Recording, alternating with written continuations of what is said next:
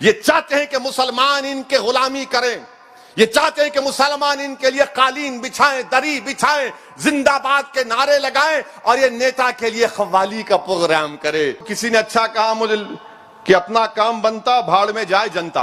तो बोल दो कि भारत के मुसलमानों का वोट नहीं चाहिए हमको। मैं पूरे सेकुलर पार्टी से कहना चाह रहा हूं, मैं इलेक्शन हमारी जमात लड़ेगी, भाड़ में जाए तुम्हारा, तुम हारो जीतो मेरे को कोई परवाह नहीं है।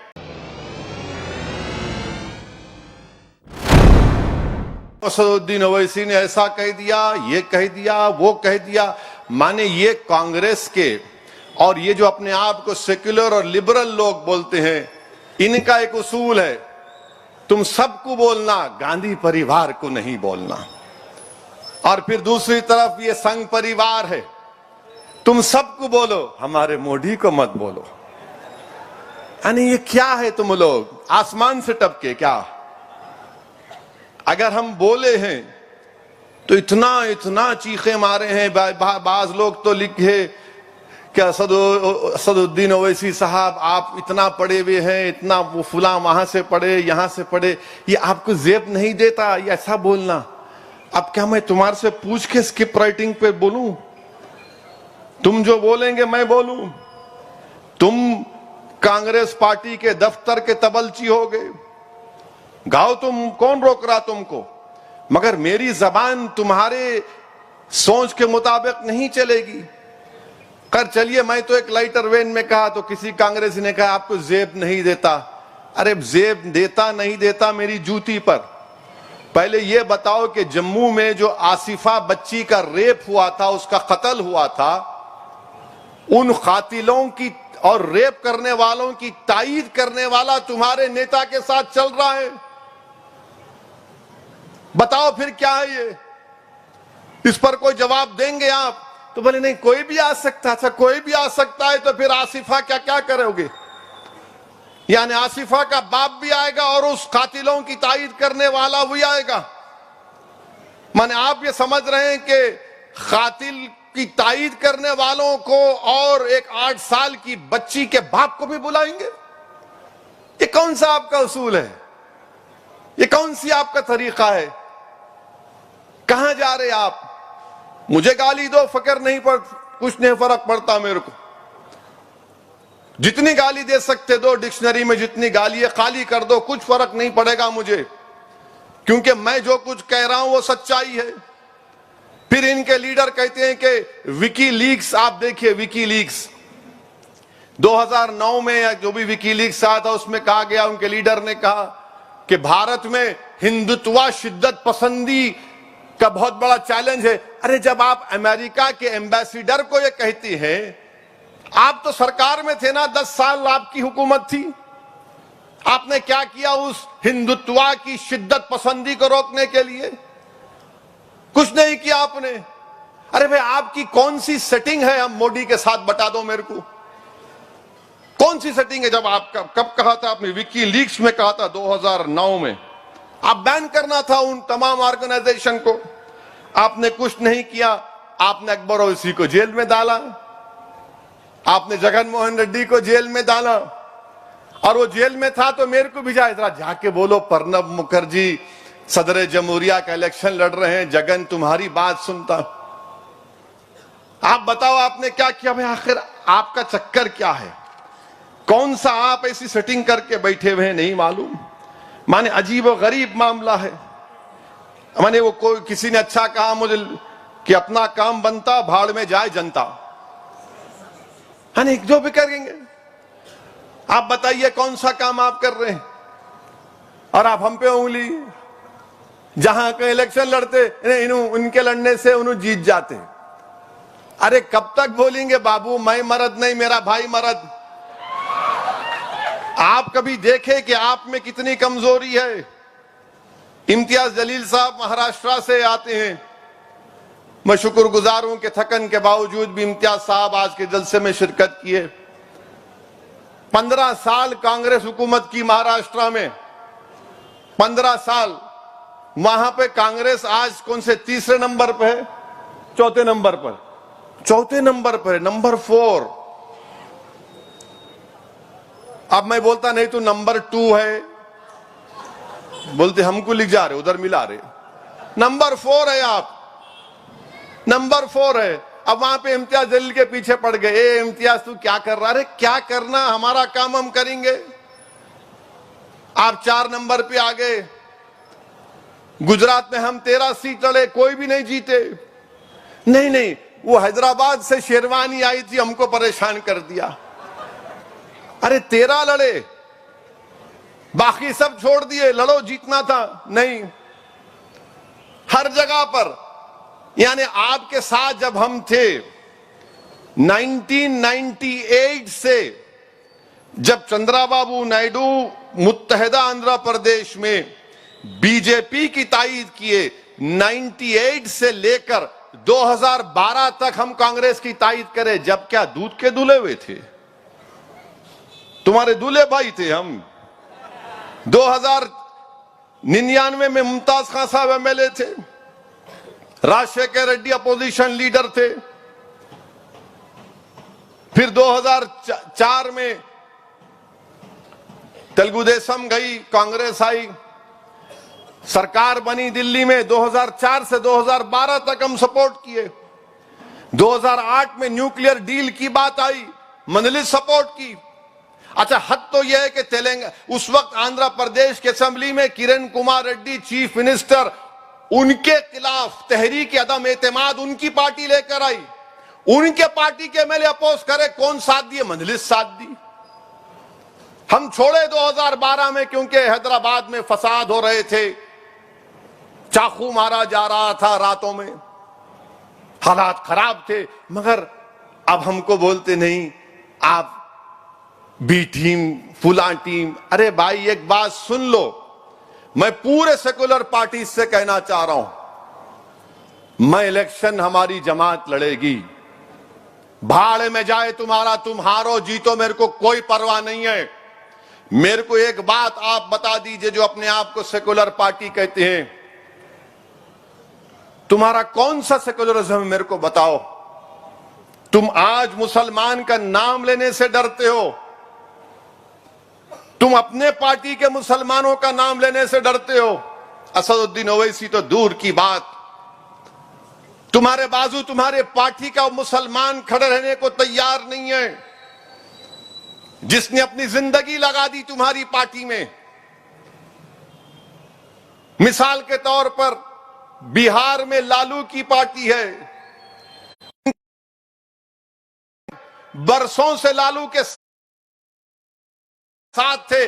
जब उनसे पूछा गया कि तुम्हारा बेटा जो अमेरिका में पढ़ता है वो वापस आएगा बिहार को, तो उनके पार्टी के सीनियर लीडर ने कहा कि मैंने अपने बेटे से कह दिया कि भारत को वापस मत आओ, यहां पर कोई मुस्तकबिल नहीं है। बोलो, उनसे पूछो क्यों कहा उन्होंने। आपकी पार्टी के हैं, उनसे पूछो आप। उत्तर प्रदेश में समाजवादी पार्टी है, अखिलेश यादव, मुलायम सिंह यादव की सीट अपनी पत्नी उनकी जीत जाती है, बेगम साहिबा। और कौन हार जाते? आजम खान हार जाते। ये क्या है भाई, बताइए, कैसे हार जाते आजम खान रामपुर से और आप जीत जाते हैं मैनपुरी से? हम ये सवाल करते तो इनको तकलीफ हो जाती। आखिर 186 सीट 2019 में कांग्रेस और बीजेपी लड़े, कितनी जीती कांग्रेस? मजलिस थी नहीं वहां पे, 15 सीट। पूछो कांग्रेसियों से, जब ये चुपते हुए सवालात मैं करता हूं तो बोलते नहीं तुम हमारे साथ क्यों नहीं है। मैं क्या अलादीन का चिराग हूं, जिन हूं तुम्हारे पीछे आने को? वो तुम्हारा जिन तुमको हरा रहा, मैं जिन बोला तो उस पर इतनी तकलीफ हुई उनको। वो जिन बोले, क्या बोलो उसको, क्या बोलो बताओ आप? नहीं क्यों बोले? रे भाई, लाइटर वेन में बोला। तुम इतना उसको, मैंने पूरे सोशल मीडिया पे मेरी तकरीर को इतना चलाए कि जो लोग नहीं देखे तो वो भी देख लिए। माशाल्लाह, इनसे बड़ा अक्लमंद कोई नहीं हो सकता, याद रखिए। माने जो काम आपका दोस्त नहीं करता, ये दुश्मन कर देते हैं माशाल्लाह से। माने हर जगह पर आप देख रहे हैं। अब आप इनसे पूछिए जाकर, ये सेकुलर पार्टी से, भाई आप मुसलमान का नाम क्यों नहीं लेना चाहते? तो बोलेंगे अरे नहीं नहीं बीजेपी से लड़ना है। अच्छा बीजेपी से लड़िए, कौन नहीं लड़ो बोल रहा आपको, लड़िए, लंगोट कसिए, लड़िए, हम भी लड़ रहे हैं। नहीं मगर अगर हम मुसलमान का नाम लेंगे तो बीजेपी को फायदा हो जाता। अच्छा कैसे फायदा होता भाई बताओ, कैसे फायदा होता बताओ, हम भी तो जानना चाह रहे कैसे फायदा होता। हमारा वोट तो चाहिए मुसलमानों का आपको, मगर हमारे साथ ठहराने के लिए हम आपके लायक नहीं हैं। वोट तो चाहिए मगर इज्जत नहीं देंगे, वोट तो चाहिए मगर मोहब्बत जबान से नहीं बोलेंगे कि हम तुम्हारे साथ खड़े हैं। नहीं, डर है मोदी को फायदा हो जाएगा। और खुद कांग्रेस के बहुत बड़े लीडर जो मुल्क के डिफेंस मिनिस्टर थे एंटनी ने कहा हालिया दिनों में कि अब हम ज्यादा मुसलमानों की ताईद में नहीं बोलना चाहिए, इसकी वजह से हमारी वजह से हारे आप। तो बोल दो कि भारत के मुसलमानों का वोट नहीं चाहिए हमको, बोलो ना, आप क्यों नहीं बोलते। आपका लीडर एंटनी एक बात कहता है अब हम इस तरह का रवैया नहीं रख सकते, तो कौन सा रवैया रखेंगे आप, कौन सा रवैया रखेंगे आप बताओ। यही तो झगड़ा है मेरा, यही तो हमारी कोशिश है कि भारत की जमहूरियत शिराकतदारी की जमहूरियत है, ये वन वे ट्रैफिक की जमहूरियत नहीं है। अरे जब हर जात और बरादरी के लोगों को उनका लीडर उनका जीत कर आता है भारत की पार्लियामेंट में, हर छोटी छोटी बरादरी का उनका नेता पार्लियामेंट नजर आता है, किसका नजर नहीं आता, मुसलमानों का नहीं आता। बताओ कितने एमपी भारत की पार्लियामेंट में, 4 या 5%। दूसरे जो बिरादरियां हैं उनकी आबादी के करीब करीब बराबर सब वहां पर नजर आते हैं आपको।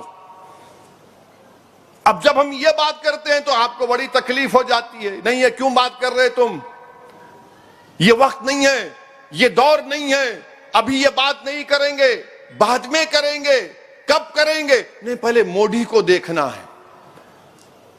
अब हम ये कह रहे हैं कि मोदी से मुकाबला अगर करना है तो अंधेरे का मुकाबला अंधेरे से नहीं होता, जुल्म का मुकाबला जुल्म से नहीं होता, जबर का मुकाबला जबर से नहीं होता, जहालत का मुकाबला जहालत से नहीं होता, अंधेरा का मुकाबला चिराग से होता है, खौफ का मुकाबला उम्मीद से होता है, डर का मुकाबला हिम्मत से होता है, और बीजेपी से मुकाबला आइडियोलॉजी पर होना चाहिए। मगर ये लोग नहीं मानते। कई मर्तबा जब प्लेन या एयरपोर्ट पे मैं बैठता हूं तो मेरे सामने आके हैं कैसे हैं, अच्छे हैं, ओएसी जी, मैं समझ जाता हूं उनकी जबान से, बोला बैठो, जैसे क्या चल रहा है, बोला नहीं कुछ नहीं चल रहा है, नहीं क्या चल रहा है, बोला हमारा ही नाम ही चल रहा है हर जगह पे। बोले ये क्या बात है, बोला फिर ये क्या बात है, यही बात है, बोलना क्या चाह रहे, बोलो ना, क्या चल रहा है तो बोलो।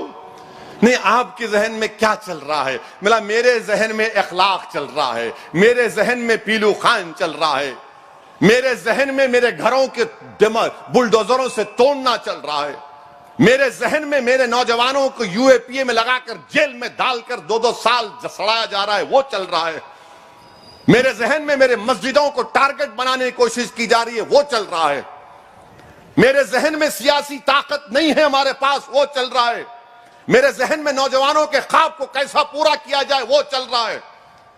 तो पलट के बोलते खाली यही इतना ही सोचते आप अपने लिए। मिला आप क्यों नहीं सोचते, आप तो अपनी जात के बारे में सोचते। मिला बताओ आप कौन सी बिरादरी से हैं। अरे ये क्या पूछ रहे, मतलब बोलो कौन सी बिरादरी से, मैं तो कह रहा हूं ना मैं हूं जो भी हूं, हम ये हैं। मिला आपके ये पूरे मुल्क में आपके हैं।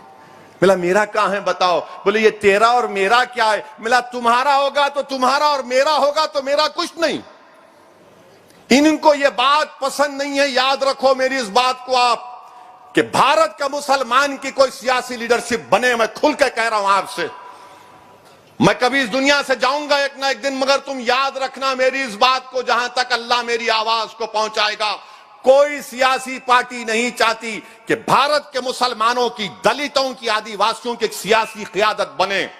ये चाहते हैं कि मुसलमान इनके गुलामी करें, ये चाहते हैं कि मुसलमान इनके लिए कालीन बिछाएं, दरी बिछाएं, जिंदाबाद के नारे लगाएं और ये नेता के लिए कव्वाली का प्रोग्राम करे, मुशायरे का प्रोग्राम कर दे। ईद के दिन आए तो बोले सर जरा आ जाइए ना शीर खुरमा खाने के लिए। ये चाहते हैं। मंजलिस क्या चाहती है, इम्तियाज जलील क्या चाहता है, असदुद्दीन ओवैसी, मुमताज खान, अहमद पाशा कादरी, बलाला, जाफर हुसैन मेराज, रियाजुल अफंदी, मंजलिस का हर आदमी क्या चाहता है कि अगर तुम वहां बैठे हो तो मैं भी वहां तक पहुंचना चाहूंगा। तुम अगर आसमानों की बुलंदियों पर पहुंच रहे तो मैं जमीन पर नहीं बैठूंगा, मेरे भी ख्वाब हैं। तुम अगर कुर्सी पर बैठे हो तो मैं भी तुम्हारे सामने कुर्सी पर बैठकर अपने मुकद्दर के फैसले करना चाहूंगा। 70 साल से तुम हमको धोखा दिया, हमारा वोट लिए, तुमने हमारे लिए क्या किया?